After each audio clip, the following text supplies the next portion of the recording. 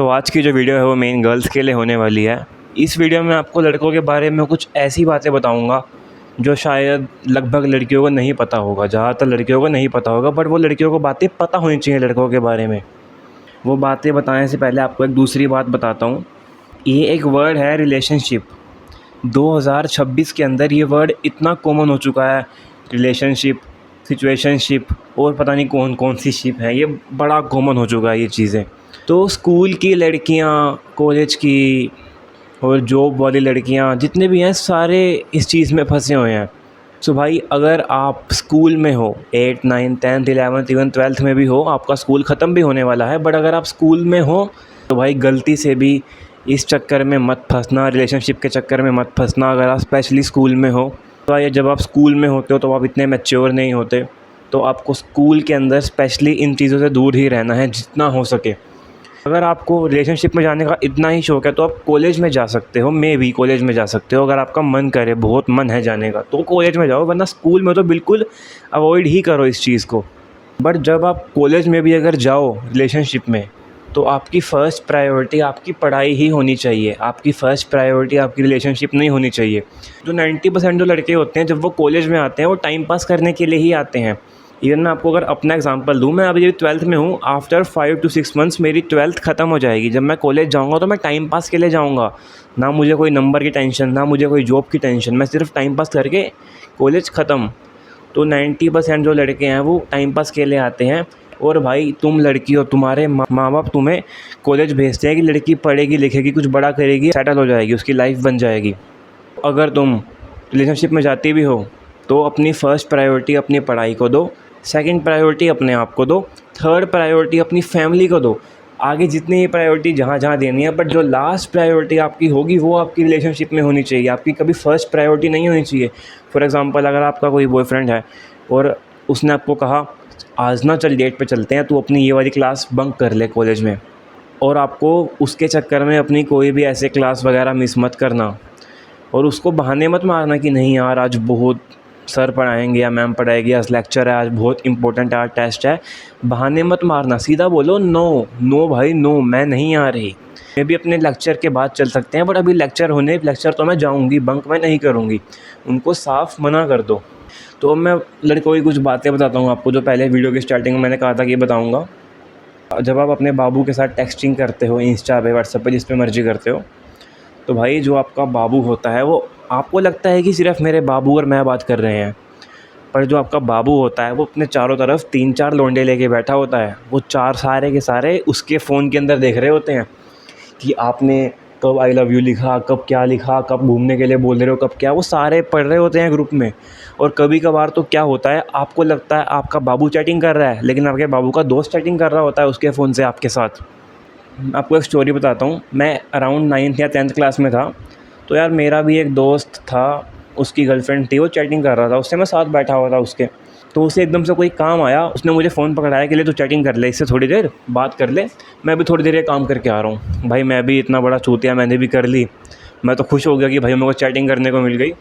तो हाँ, ये मैंने चैटिंग करी है, वो अब तो रिग्रेट होता है उस बात को क्यों करी, बट अब जो हो गया पास्ट में उसको मैं चेंज तो नहीं कर सकता।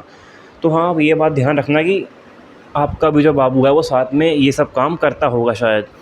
और दूसरी बात, ये इस चीज़ को भाई हाथ जुड़वा लो लड़कियों, अपनी न्यूड पिक्स शेयर मत करो कहीं पर भी। अपने बाबू सोना के साथ, बॉयफ्रेंड के साथ अपनी न्यूड पिक्स शेयर मत करो, क्योंकि भाई इस चीज़ में आपकी ज़िंदगी बर्बाद हो जाएगी। अगर आपने उसको, भाई मेरे दोस्त की जो थी गर्लफ्रेंड्स, कही एक दोस्त की नहीं, कई दोस्तों की गर्लफ्रेंड, उनकी गर्लफ्रेंड भी उन्हें पिक्स शेयर करती थी। और आपको लगता है कि वो पिक सिर्फ अपने पास रखता होगा? वो पिक कहाँ कहाँ जाती है आपकी, किस किस दोस्त तक पहुँचती है उसके। वो पिक आपकी हर जगह पहुँचती है। वो पिक एक जगह नहीं रहती सिर्फ आपके बाबू सोना के पास, हर जगह पहुँचा देता है आपका बाबू सोना पिक। तो आपको भाई ये पिक्स नहीं भेजनी। अगर आपने प्यार मोहब्बत में आके पिक्स भेज भी दी, तो वो देखो आपको आगे से चाहे तो ब्लैकमेल भी कर सकता है। उसके ऑर्डर मानने पड़ेंगे, क्योंकि उस पर आपकी पिक्स होंगी, आपको ब्लैकमेल करेगा। और कई लड़कियां इस चक्कर में गलत कदम भी उठा लेती हैं। और हाँ, ज़्यादा केसेस ज़्यादा ये सब जो पिक्स वाले काम है ये स्कूल की लड़कियों में ही देखने को मिलते हैं, क्योंकि यार स्कूल की लड़कियाँ इतनी मैच्योर नहीं होती, उनमें इतना दिमाग नहीं होता, तो वो यार वो गलती कर बैठती हैं ये वाली। तभी मैंने वीडियो के स्टार्ट में कहा कि आपको स्कूल के अंदर स्पेशली रिलेशनशिप वगैरह में नहीं जाना। बट अगर आपका बॉयफ्रेंड जो भी हो वो आपसे आगे से पिक्स मांग रहा है, उसको साले को सीधा बोलो फ़क यू, निकल जा, उसको लात मार के ब्रेकअप, मामला उससे ख़त्म करो, कोई ज़रूरत नहीं है उससे बात करने की। अगर कोई लड़का सच में तुमसे प्यार करता होगा तो वो तुमसे करेगा, तुम्हारे तन से, तुम्हारे शरीर से प्यार नहीं करेगा, तुम्हारे मन से, तुम्हारे दिल से प्यार करेगा, वो तुमसे ही करेगा, तुम्हारे शरीर से नहीं करेगा। अब बात करता हूँ तीसरी गलती जो लड़कियाँ लड़कों के प्यार में आके कर पड़ती हैं। मान लो कि आपका 6 महीने, साल का, 2 साल का रिलेशनशिप है, बहुत लंबा। अब आपकी प्लानिंग हो रही है कि हमें शादी करनी है, तो आप क्या करते हो, आप अपने घर जाके बोलती हो कि मम्मी पापा मैं ना इस लड़के को पसंद करती हूँ, मेरे को उसके साथ शादी करनी है। और आपके घर वाले डिनाई कर देते हैं कि नहीं, हम नहीं कराएंगे तेरी शादी इससे। तो कुछ लड़कियाँ उस टाइम पे क्या करती हैं, वो प्लानिंग करती हैं और भाग जाती हैं अपने बॉयफ्रेंड के साथ और बाहर जाके शादी कर लेती हैं, कोर्ट मैरिज वगैरह कर लेती हैं। आजकल तो पंडित भी इलीगल आ जाते हैं, उनको सालों को पैसे दो पंडितों को, बस इलीगली शादी करा देंगे, लीगल शादी भी नहीं हो जाती, इलीगल शादी हो जाती है भागने के बाद। तो यार मैंने जितने भी ये केस देखे हैं ना अपने परिवार में, जैसे दूर के रिश्तेदारों में कई केस आए हैं कि लड़की भाग गई, तो अराउंड 6 मंथ या 1 ईयर के बाद क्या होता है भाई, वो लड़की अपने घर वापस आ ही जाती है। 90% केसेस में, 90 भी क्या, 99% केसेस में लड़कियाँ वापसी आ ही जाती हैं। और गैस व्हाट, जब लड़की वापस आती है और लड़का ही साथ में वापस आता है, तो भाई जितनी भी बेइज्जती होती है ना, सारी लड़की की होती है, लड़के का कुछ नहीं जाता। लड़की पे एक टैग लग जाता है कि ये भगोड़ी है, ये है, वो है, ये तो भाग गई थी उसके साथ। और लड़का भाई सही ज़िंदगी जीता है, लड़की की ज़िंदगी बर्बाद हो जाती है, लड़की जी नहीं पाती। तो भाई ये भागने वाली गलती तो कभी मत करना लड़के के साथ किसी। यार ये सोचो, आपके माँ बाप ने आपको बचपन से पाल पोस के इतना बड़ा किया, उस लड़के का 6 महीने, साल का प्यार आपके माँ बाप के प्यार के ऊपर भारी पड़ गया कि आप भाग गए।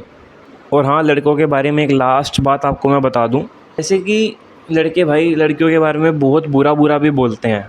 और वो क्यों बोलते हैं, जैसे कि मान लो आप हो, मैंने आपको अप्रोच किया, आप लड़की हो, मैंने आपको अप्रोच किया और आपने मेरे को रिजेक्ट कर दिया, तो मैं अपने फ्रेंड ग्रुप में जाऊंगा कि भाई वो तो एक नंबर की आर है, समझ गए ना, वो तो एक नंबर की आर है, वो तो ऐसी है, वो तो हर जगह मुंह मारती है। आपकी जितनी हो सके बेइज्जती करूंगा मैं। मतलब मैं तो नहीं करता, बट मैंने हाँ बहुत केसेस में देखा है ऐसा, लगभग हर जगह ही देखा है, लड़के लड़कियों की बेइज्जती कर रहे होते हैं। क्योंकि मेन रीज़न ये होता है कि उन लड़कियों ने उन लड़कों को भाव नहीं दिया होता, तो वो साले उनकी बेइज्जती करके अपने दिल को तसल्ली देते हैं। मैं तो लड़कियों को यही सजेस्ट करूँगा कि जब तक आप अच्छा पढ़ लिख के इंडिपेंडेंट ना हो जाओ, जब तक आप एक अच्छा अमाउंट अर्न ना करने लगो कि आप अपने आप की स्टेबल लाइफ जी सको, तब तक भाई आपको इन चक्करों में पड़ने की कोई ज़रूरत नहीं है। मैंने 90% तो भाई केसेस बर्बाद ही देखे हैं, 90% केस में बर्बादी ही होती है। तो भाई यही थी वीडियो, जो मेरे को पता नहीं एकदम से थॉट आया ये वीडियो बनाने का। तो भाई यही थी वो कुछ बातें लड़कों के बारे में जो मैं आपको बताना चाहता था। बस यार, bye bye, take care, like, subscribe, comment कुछ मत करो, मैं तो बस टाइम पास के लिए वीडियो बनाता हूँ।